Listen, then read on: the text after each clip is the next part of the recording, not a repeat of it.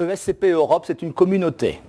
Vous le savez, c'est une communauté, c'est un écosystème composé de 3 entités interdépendantes et qui fonctionnent quotidiennement dans l'opérationnel et aussi du point de vue stratégique. C'est la Business School, l'école.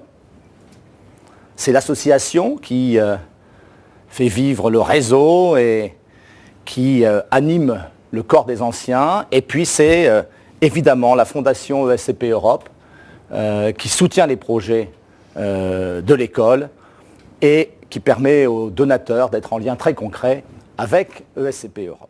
Alors qui sommes-nous ? ESCP Europe, c'est la seule école pan-européenne présente sur l'ensemble de ces 5 campus et comme vous le savez aussi, ce positionnement a été renforcé récemment par un campus d'un nouveau type avec l'université Kosmiński en Pologne. Dans un monde qui est multipolaire, la question de la diversité culturelle est au cœur de la compréhension du monde économique et, au sens plus large, du monde socio-économique. J'y reviendrai. Et n'y a-t-il pas un bonheur plus grand que d'avoir comme terrain de jeu et comme laboratoire l'Europe pour la formation de leaders transnationaux. ESCP Europe est une business school européenne.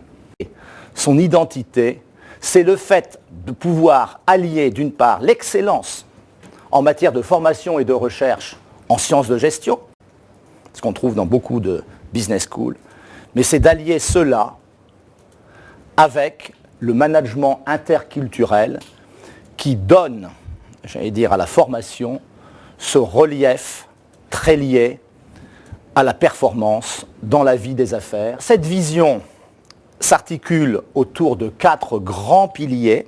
Le premier pilier, qui nous met bien avec ce projet Cultures for Business, C4B. L'objectif, c'est de garantir des parcours d'expérience multiculturels à travers nos différents campus. Le deuxième pilier, c'est bâtir des formations uniques en matière de management international et interculturel. C'est la dimension de l'enseignement, c'est la dimension du renforcement de la pédagogie unique que l'école a. Le troisième pilier, c'est innover dans la création de valeur pour un business international durable. Et puis, c'est la mission aussi de l'école, ça correspond à une part de son identité, c'est favoriser toutes les diversités au sein de l'école, pour les parcours, pour le recrutement et pour la pédagogie.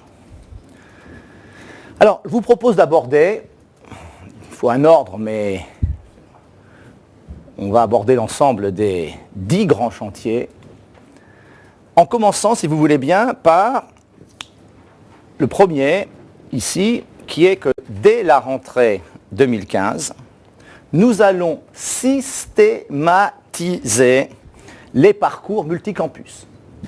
Ceci signifie que pour l'ensemble des formations de l'école, bien entendu, le Master in Management, bien entendu, le Master in European Business, mais aussi pour les autres formations que sont les masters spécialisés et le IMBA, nous aurons une garantie, c'est que tous les diplômés de ESCP Europe auront fait de la formation, auront été formés et auront eu des missions dans les, pas tous, mais dans plusieurs campus de ESCP Europe.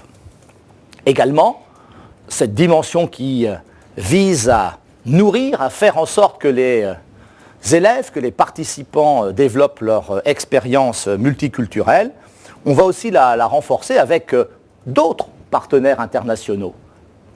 ESCP Europe qui est une business school européenne, n'a pas pour mission de simplement former des managers européens pour l'Europe. Et nous renforçons évidemment nos partenariats internationaux de manière aussi à intensifier les relations entre ESCP Europe et nos partenaires Grand Business School dans les autres et sur les autres continents.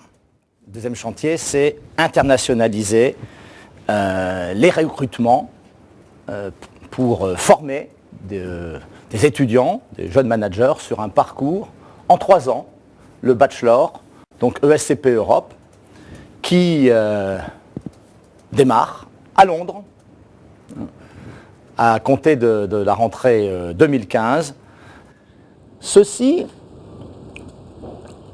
nous amène aussi à un troisième chantier qui est une caractéristique forte pour l'école. C'est le multilinguisme. C'est une promesse aussi pour les employeurs de nos diplômés. C'est la garantie que tout diplômé de ESCP Europe maîtrise 3 langues, sa langue maternelle, l'anglais et une autre langue.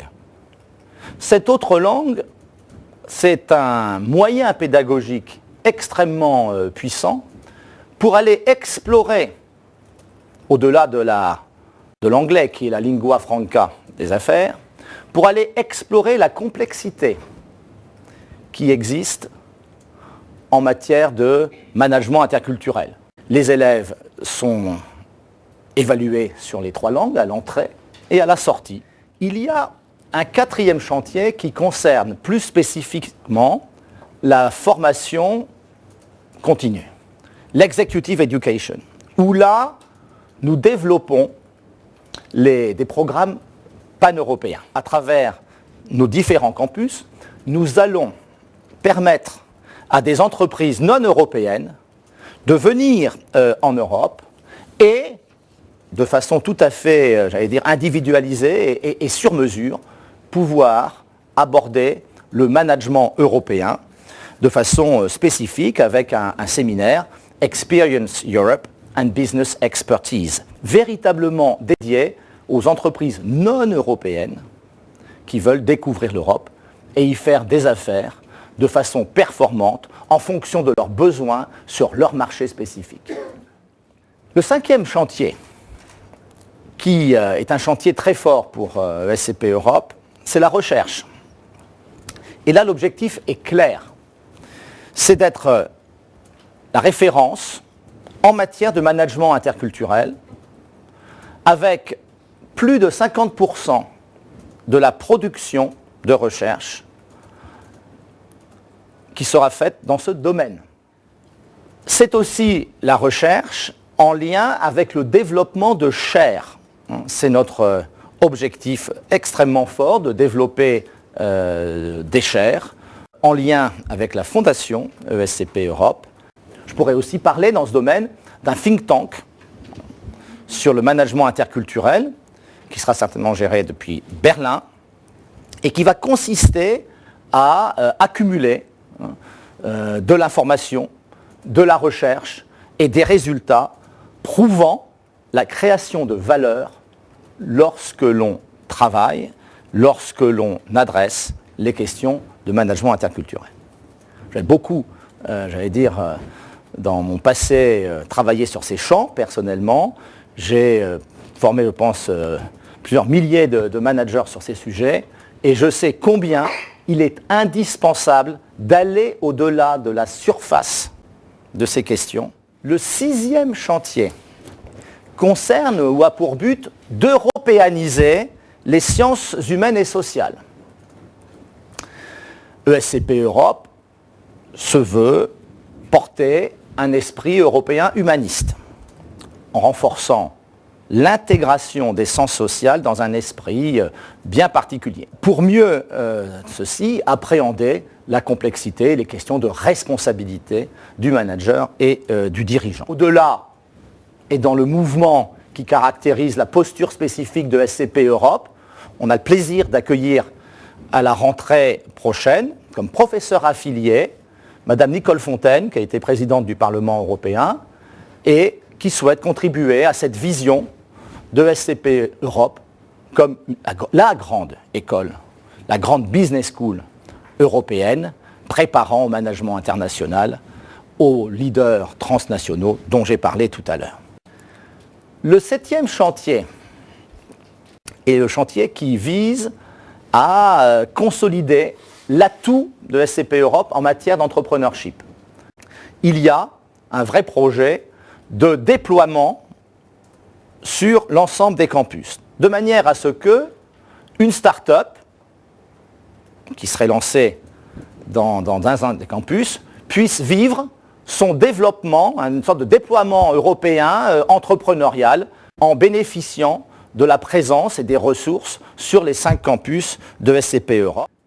Le 8e chantier est un chantier, là encore, un chantier ambitieux en matière de parcours d'excellence, car il vise à disposer chaque année, dans les promotions de diplômés de SCP Europe, de 15% de double parcours ingénieur et manager.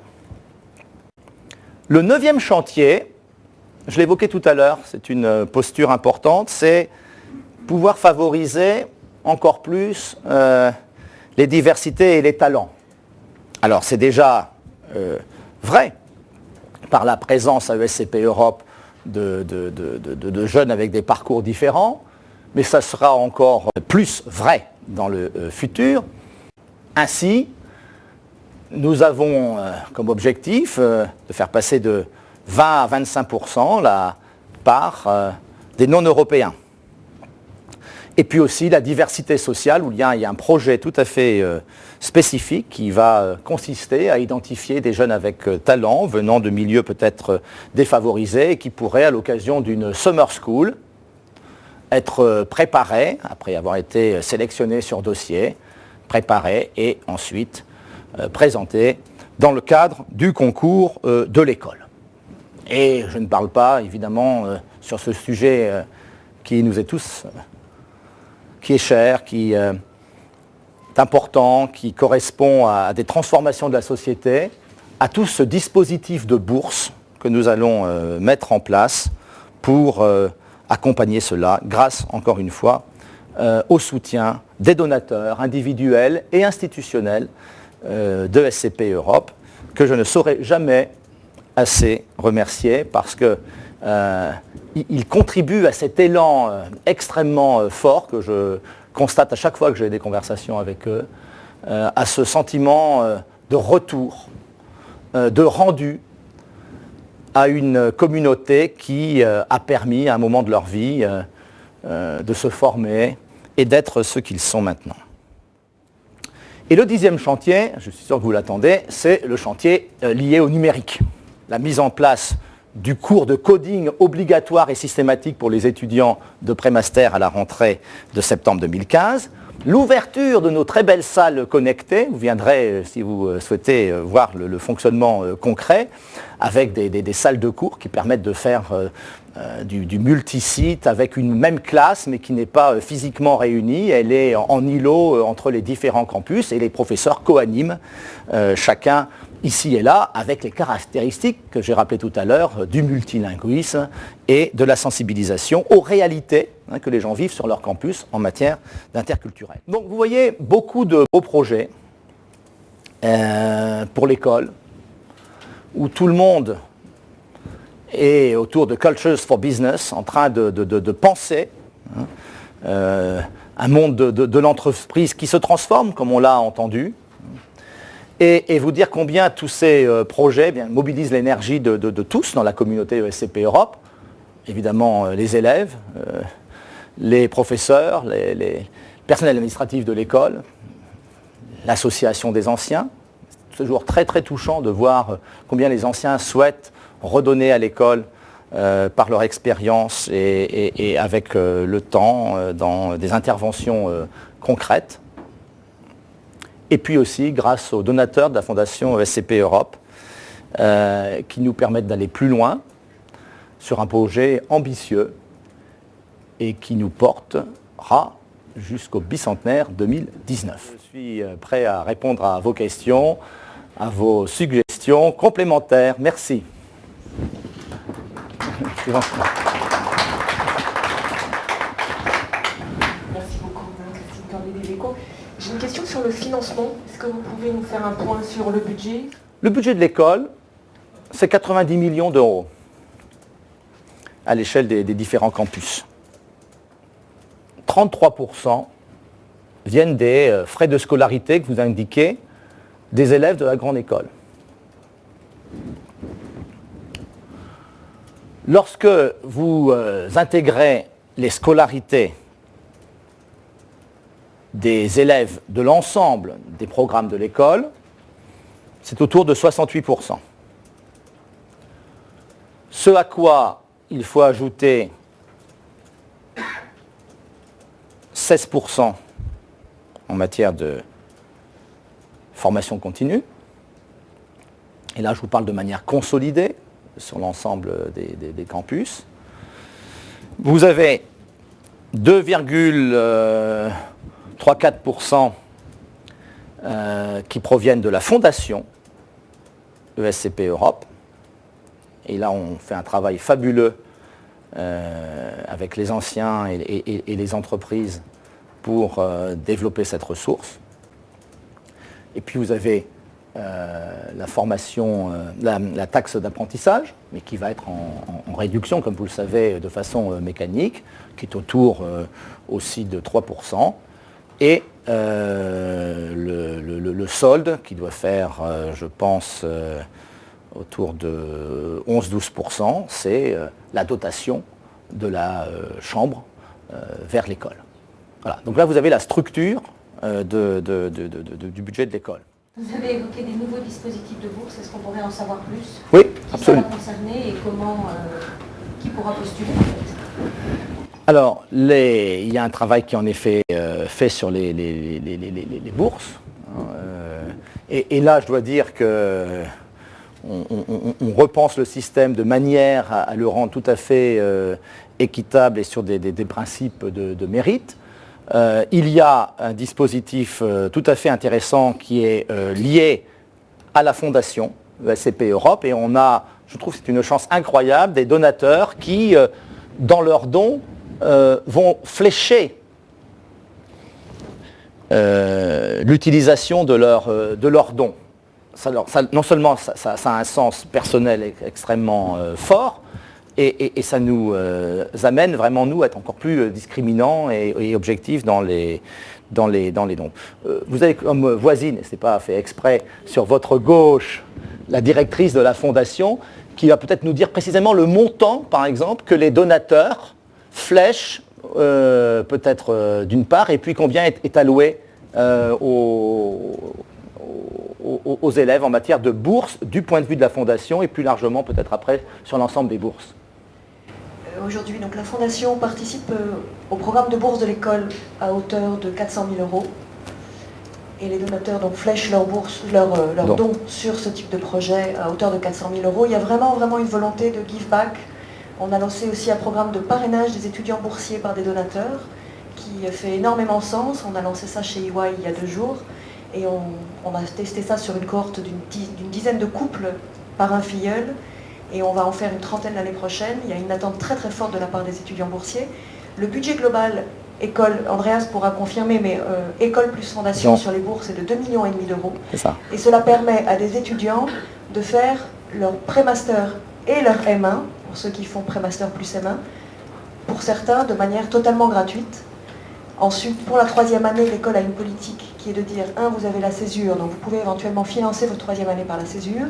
Vous pouvez faire de l'apprentissage, ou alors vous pouvez éventuellement emprunter, ce qui responsabilise aussi les élèves et les étudiants. Et la démarche que l'on monte aujourd'hui, qui n'existait pas jusqu'à présent, c'est de demander aux étudiants qui bénéficient de bourses, qu'elles soient de l'école ou de la fondation, de s'engager moralement auprès de la communauté pour, quand ils seront plus tard des grands leaders et des grands managers internationaux, transnationaux, de rendre à nouveau à la communauté pour qu'on maintienne la boucle de solidarité au sein de la communauté ESCP Europe. C'est très fort, et ce point du couple donateur-boursier, il est assez original, je trouve. On ne le rencontre pas si fréquemment. L'ossature de votre stratégie, là, c'est de dire, En 2019, nous voulons qu'on puisse dire que tout étudiant passé par le SCP Europe, quel que soit le programme qu'il a suivi, a connu plusieurs pays. Donc ça veut dire au moins 2. Oui. Au moins 2. Forcément en formation, ou ça peut être un passage à l'étranger, en stage, en entreprise, en mission. Non, c'est en étant passé par la formation, entre autres. Alors après, il peut y avoir d'autres choses en plus, mais par la formation. Pour les programmes généralistes, on parle vraiment de minimum 50% de la scolarité, de la durée de la scolarité hors de France. 50% minimum. Pour le bachelor, c'est par exemple sur les 3 ans, c'est déjà étant que à l'étranger. Par construction. Parce que chaque année, ça change. Sur le MIM, c'est comme j'ai dit 50%. Sur le MEB, ce qui est en sorte notre MBA, c'est aussi 50%. Après, pour les masters spécialisés, bon, c'est à développer, mais ça va être à l'instar de notre MS Finance, c'est-à-dire 15 semaines à Paris, 10 semaines ailleurs, et bien évidemment on a aussi des masters spécialisés qui sont complètement sur autres campus et pas du tout à Paris. C'est important votre question parce qu'elle est pour moi vraiment au cœur de la notion d'engagement. En tout cas, merci de votre attention et merci pour ceux qui connaissent ce projet, de votre contribution et de votre engagement. Merci beaucoup.